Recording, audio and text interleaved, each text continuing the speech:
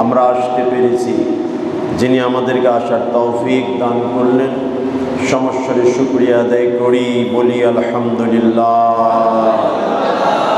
দরুদ সালাম টুকু পৌঁছে দেই মানবতার মহামানব সৈয়দুল মুরসালিন খাতামুন নবীন রহমাতুল লিল আলামিন সৈয়দুনা কুদওয়াতুনা বিশ্বনবী বিশ্বনেতা জনাবে মুহাম্মদ রাসূলুল্লাহ, সকলেই বলি সাল্লাল্লাহু আলাইহি ওয়াসাল্লাম।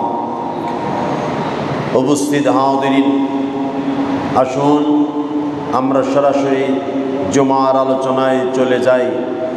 আজকের যে বিষয়টি আমি নির্ধারণ করেছি, সে বিষয়টি আমরা সকলেই অবগত আছি।